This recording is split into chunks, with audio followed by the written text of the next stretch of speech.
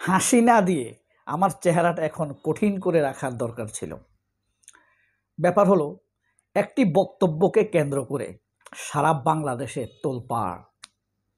ক্ষমতার গোপন অঙ্গে আঘাত করেছে, জ্ঞান হারিয়েছে ক্ষমতা পিপাসুরা, যারা ক্ষমতাকে নিজেদের মালিকানায় নিতে চায়, ক্ষমতার মালিক মনে করে, দেশের মালিক মনে করে, তাদের তখতে তাউস নাড়িয়ে দিয়েছে।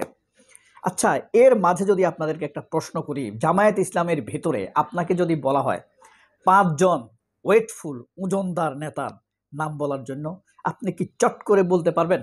হয়তোবা পারবেন না, তবে একজনের কথা বলি, চট্টগ্রামের শাহজাহান চৌধুরী।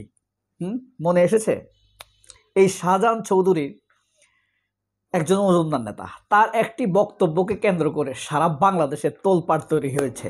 আজকে থেকে দেখবেন টকশোতে তার কথা আলোচিত হচ্ছে, তাকে নিয়ে প্রশ্ন করছে।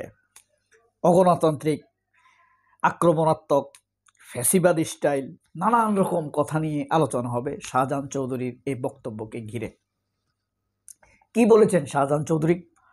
শাহজাহান চৌধুরী বলেছেন, আগামী নির্বাচনে মানুষের জানমাল, ভোট নিরাপত্তার জন্য, আমি সারাংশ বলছি, নিরাপত্তার জন্য নিরাপত্তা ব্যূহ তৈরি করতে হবে, যেখানে ভোটাররা নিরাপদে থাকবে, আতঙ্ক তৈরি হবে না, এবং তাদের দেওয়া রায়টিও নিরাপদে থাকবে, একজনের ভোট আরেক দিকে চলে যাবে না। এইভাবে শক্ত বক্তব্য দিয়েছেন, এবং এই বক্তব্যকে, এই কর্মকে, এই অ্যাক্টিভিটিসকে আরও এনশিওর করার জন্য তিনি বলেছেন, ডিসি আমাদের কথা শুনতে হবে, আমরা যা বলি তাই শুনবে, এসপি আমরা যাই বলি তা শুনে, প্রশাসন আমাদের কথায় চলবে। কারণ আমরা কি বলবো? ভোটারের নিরাপত্তা, ভোটের নিরাপত্তা, সত্য সঠিক ফলাফল প্রকাশ। এই কথাটা হইল সারমর্ম।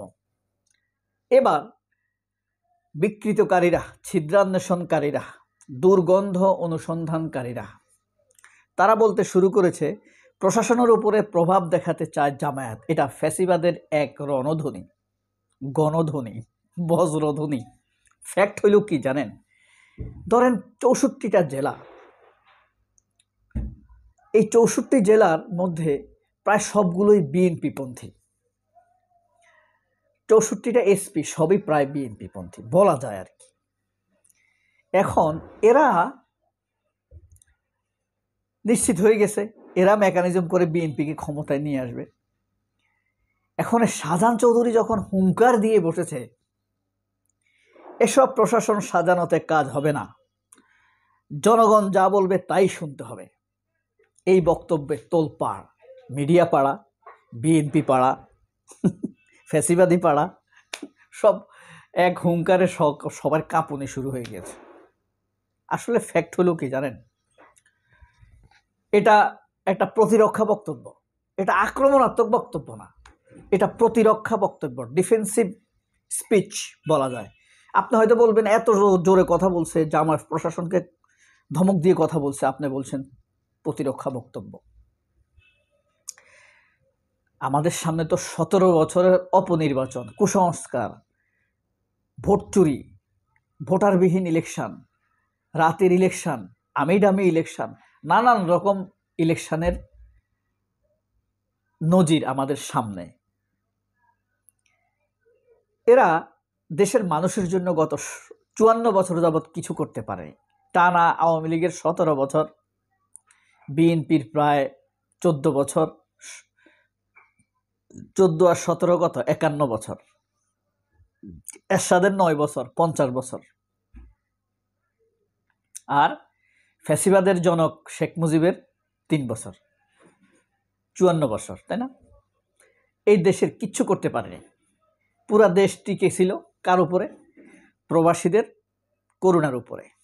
আপনারা হয়তো অনেকে ভাবেন আমি কি প্রবাসী কিনা। না, আমি আসলে প্রবাসী না, কিন্তু প্রবাসীদের প্রতি আমি কৃতজ্ঞ আসলে। তো যাই হোক, এই প্রবাসীদের করুণার উপরে এরা টিকে ছিল। এরা এই দেশের জন্য আর কিচ্ছুই করতে পারে নাই। আপনি জাহাঙ্গীরনগর ইউনিভার্সিটি পাকিস্তান করছে, ঢাকা ইউনিভার্সিটি ব্রিটিশরা করছে, চট্টগ্রাম বিশ্ববিদ্যালয় পাকিস্তান করছে, খুলনা বিশ্ববিদ্যালয় পাকিস্তান করছে, বাংলাদেশের নামকরা পলিটেকনিক ইনস্টিটিউটগুলো পাকিস্তান করছে, বুয়েট পাকিস্তান করছে, ঢাকা মেডিকেল পাকিস্তান করছে, রাজশাহী মেডিকেল পাকিস্তান করছে, বরিশাল মেডিকেল এগুলো পাকিস্তান করছে, আদমজি জুট মিল পাকিস্তান করছে।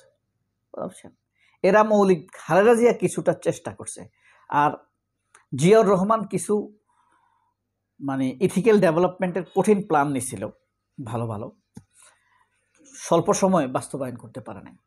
খালেদা জিয়া কিছু অ্যাটেম্প নিতে চাইছিলেন, করেছেনও কিছু। আর ভিজুয়াল এই দেশের শাসকরা বাংলাদেশের জন্য কিছু করতে পারে নাই বলা যায়। 54 বছর কিন্তু, বুঝছেন? ঠিক আছে, 250 অর্ধশত বছরের উপরে কিছু করতে পারে নাই। এখন আমরা নতুন শক্তি শুনতেই হবে।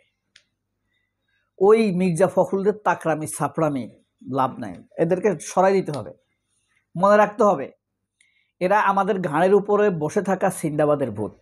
মির্জা ফখরুল বলেন, আমির খসরু বলেন, এরা জাস্ট কি জানেন? বালসাল। এরা আমাদের গানের উপরে বসে থাকা ফ্যাসিবাদের ভূত। এদেরকে আপনি কাউন্ট করারই দরকার নেই। এরা এই দেশকে কোনো পথ দেখাইতে পারে নাই, মির্জা ফখরুলেরা। এই কারণে আমরা নতুন শক্তিকে স্বাগত জানাই, এবং সেই শক্তির মুখে এরকম হুঙ্কার আমরা চাই। আমরা চাই। এদেশের মানুষই তো তাদেরকে রাজাকার বলতো, এখন তাদেরকে এত ভালোবাসে কেন মানুষ? এরা টের পাবে ভোটের দিন, ভোট যদি ফেয়ার হয়। ঠিক আছে, বিএনপি টের পাবে ভোটের দিন। ফখরুলের নাম আমি যদি জানতাম এই ভিডিওতে ফখরুলের নাম আসবে, তাহলে আমি একটা কাগজ নিয়ে তালিকা করে গালির তালিকা নিয়ে বসতাম, লিখতাম, অনেকগুলো গালি লিখতাম। ঠিক আছে, আমার একটা দুইটা বন্ধু আছিল, খুব ঘনিষ্ঠ বন্ধু ছিল। তারা একজন একজনকে ফোন দিলে লিস্ট করে নিয়ে বসতো, গালি দিত। এটা একটা মানসিক রোগ ছিল হয়তো। একজনের নাম হইল রাসেল, আরেকজনের নাম হইল ফয়েজ। তো যাই হোক, তো তাদের নাম বলা ঠিক হয় নাই না, এক বন্ধু তো বলছি। তো এই যে ফখরুলের নাম নিলে আমি এরকম লিস্ট নিয়ে যদি এখন যাক নিয়ে ফেলছি যখন অপরিকল্পিতভাবে, এই হুঙ্কারে বিএনপি মোটামুটি ক্ষমতার গোপনাঙ্গে আঘাত পড়ে গেছে। হ্যাঁ, এখন তারা ভাবছে তারাই ক্ষমতায় আসবে। আল্লাহ, এরকম ক্ষমতার কথা যদি এই জামাত লোকেরা বলে, তাহলে তো ভোটাররা ওই দিকে চলে যাবে। এমনিতে ভোটারদের ওই দিকে টান বেশি, তার উপরে যদি দেখে যে হেদের তো প্রোটেকশন আছে, জনগণকে প্রোটেকশন দিতে পারলে কিন্তু জনগণ আপনার দিকে চলে আসবে। বাংলাদেশের জনগণ এরকমই, আপনাকে শক্তি দেখাইতে হবে। হ্যাঁ, I can protect you, I have that guard, that sort of power, that sort of energy to protect you.